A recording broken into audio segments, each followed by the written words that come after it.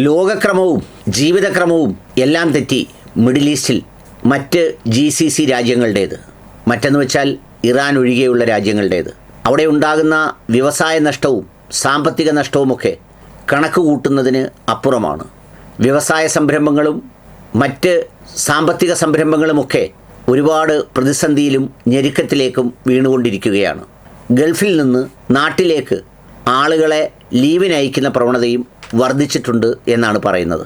കാരണം അവർക്കൊക്കെയും ശമ്പളം കൊടുക്കാനോ ബാക്കി കാര്യങ്ങൾ ചെയ്യുന്നതിനോ ഉള്ള വരുമാനം കിട്ടാത്ത പ്രതിസന്ധി ഒരുപാട് സ്ഥാപനങ്ങൾക്കും ഒക്കെ ഉണ്ടത്രേ.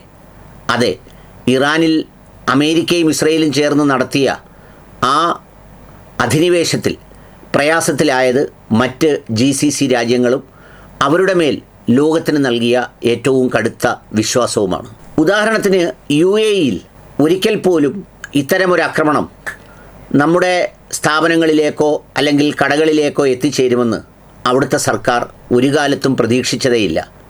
എന്ന് മാത്രമല്ല, ഏറ്റവും വിശ്വസ്തമായ നിക്ഷേപവും ഏറ്റവും വിശ്വസ്തമായ സംരംഭങ്ങളും ഒക്കെ നടത്താൻ കഴിയുന്ന സ്ഥലമാണ് അവിടമെന്നാണ് അവരൊക്കെയും പ്രചരിപ്പിച്ചതും എല്ലാവരും വിശ്വസിച്ചതും. എന്നാൽ ഈ ആക്രമണം നടക്കുകയും അതിൻ്റെ പ്രതികരണമെന്നോണം മിഡിൽ ഈസ്റ്റിലെ മറ്റ് രാജ്യങ്ങൾക്ക് നേരെ ആക്രമണം നടത്തുകയും ചെയ്തപ്പോൾ യഥാർത്ഥത്തിൽ മറ്റ് മിഡിൽ ഈസ്റ്റ് രാജ്യങ്ങളൊക്കെയും സ്തംഭിച്ചു പോയി എന്ന് മാത്രമല്ല, തങ്ങൾക്ക് പ്രതിരോധിക്കാൻ കരുത്താകുമെന്ന് വിശ്വസിച്ച അമേരിക്ക അടക്കമുള്ളവരുടെ ദൗർബല്യങ്ങളാണ് പിന്നീട് കണ്ടത്.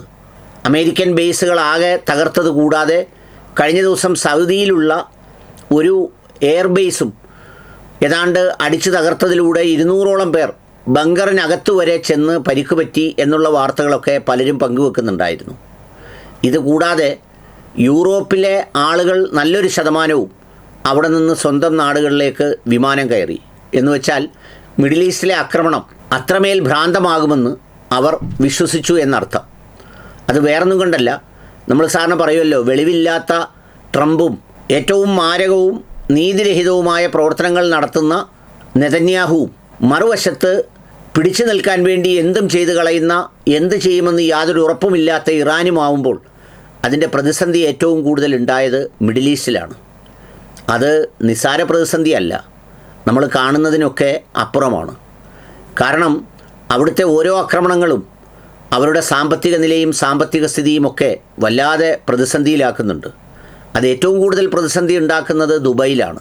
കാരണം അവിടുത്തെ റവന്യൂ മുഴുവൻ പ്രത്യേകിച്ച് എന്തെങ്കിലും പ്രകൃതി വിഭവങ്ങളിൽ നിന്നുള്ളതല്ല, എല്ലാം അവിടുത്തെ വ്യവസായങ്ങളിലൂടെ, കച്ചവടങ്ങളിലൂടെ, ബിസിനസ്സുകളിലൂടെ, ഇൻവെസ്റ്റ്മെൻറ്റുകളിലൂടെ ഒക്കെയാണ് വരുന്നത്. അതിനുണ്ടാകുന്ന പ്രതിസന്ധി അത് ഒരുപാട് പ്രതിസന്ധി സൃഷ്ടിക്കും. കൂടാതെ ഇന്ധനവില വർധനവ്, കച്ചവട വ്യാപാരത്തിലുണ്ടായ തകർച്ച, ഇതൊക്കെ തന്നെയും മിഡിൽ ഈസ്റ്റിലെ എൻ്റയർ എക്കോണമിയെയും ബാധിക്കുന്ന ഒരു സിറ്റുവേഷനിലാണുള്ളത്.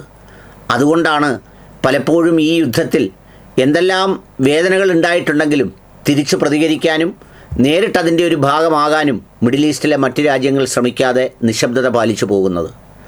നാട്ടിലെയും സ്ഥിതിഗതി വ്യത്യസ്തമല്ല. സാധാരണ ഇലക്ഷൻ സമയമാകുമ്പോൾ ഒത്തിരി നേതാക്കൾ അങ്ങോട്ടേക്ക് പോകേണ്ടതാണ്. അവിടെ പല പരിപാടികളും ഫണ്ട് കളക്ഷനും ഒക്കെ നടക്കുന്ന സമയത്ത് ആരും അങ്ങോട്ടേക്ക് പോകാൻ തൽക്കാലം തയ്യാറാവുന്നില്ല. കാരണം പോയി പെട്ടുപോയാൽ പിന്നെ എന്ന് തിരികെ വരും എന്നറിയാൻ കഴിയില്ല. പെട്ടുപോയവർ പലരും പല വഴിയിലൂടെ തിരിച്ചു കയറി വന്നവരാണ്. അതുപോലെ തന്നെയാണ് അവിടെ നിൽക്കുന്നവർ നാട്ടിലേക്ക് വരുന്നതിൻ്റെയും പ്രയാസം. ആകെ കമ്പയറബിളി സ്മൂത്തായിട്ടുള്ളത് ഒമാനിൽ മാത്രമാണ്. ബാക്കി എല്ലായിടങ്ങളിലും പ്രതിസന്ധി അതുപോലെ തന്നെ നിലനിൽക്കുകയാണ്. വേഗം യുദ്ധം അവസാനിച്ച് ഒരു നോർമൽ സിറ്റുവേഷനിലേക്ക് എത്താനാണ് എല്ലാവരും ആഗ്രഹിക്കുന്നത്. അങ്ങനെ എത്തുമ്പോഴും ചിലപ്പോൾ മാസങ്ങളല്ലെങ്കിൽ വർഷമെങ്കിലും എടുക്കും UAE അടക്കമുള്ള രാജ്യങ്ങളൊക്കെ അതിൻ്റെ പ്രതിസന്ധിയിൽ നിന്നും പ്രത്യാഘാതങ്ങളിൽ നിന്നും ഒന്ന് മോചിതമായി ഉയരാൻ.